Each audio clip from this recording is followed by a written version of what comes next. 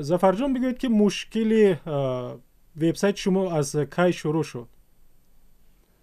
مشکل وبسایت آزادگان از دیروز بعد از ظهر شروع شد.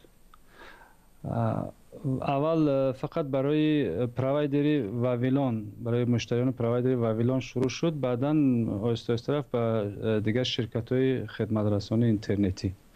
یعنی هیچ کس وبسایت شما را باز کرده نمیتونه؟ در تاجیکستان نمیتوانند باز کردن، فقط از طریق پراکسی میتونن، اما مستقیما نمیتونن متاسفانه. شما فکر میکنید که این مشکل فنی که گفتند در وبسایت شما با چه سبب پیش آمده است؟ در واقع مشکل فنی است یا مشکلات دیگر؟ ببینید، همه شرکت های خدمت رسان اینترنتی، هم اینترنت پروایدر رو میگویند که مشکل فنی. حتی یکشون یک صحبت خنده‌دار هم کرد، گفت که شاید از سرور شما است. ما گفتیم اگر از سرور ما بود در خارج از تاجیکستان نمیتونستن باز کنن. از این نظر فکر میکنم مشکل فنی یک بهانه بیش نیست. یعنی اونا نمیخوان که خودشون با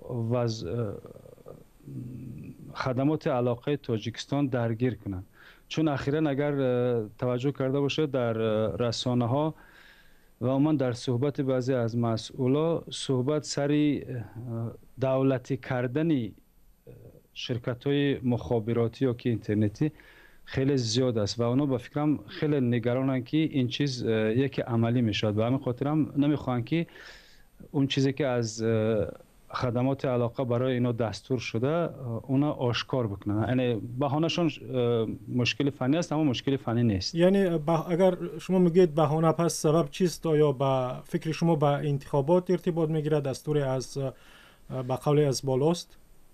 ببینید، در هر صورت دو سه نفر از دوستایی که در دو سه شرکت داریم و از جمله در خود خدمات علاقه نیست، با شرط افشا نکردن نامشان گفتند که دستور از جانب رئیس خدمات علاقه جناب بیک ظهورف صادر شده و مکتوب رسمی برای پروایدرهای اینترنتی فرستادن که به این معنی که موقتا سامانه آزادگان و یوتیوب مسدود شود.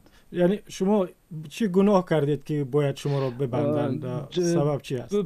ببینید، جالبی کارم در همین است که ما حالا در برابر یک تاریکی قرار داریم و طبیعی است که در تاریکی آدم نمیتوند که از پیش روش فرشته میاد یا شیطان، نمیتونه تشخیص بده. ما هم متاسفانه نمیدونیم که گناه ما چیست در اینجا.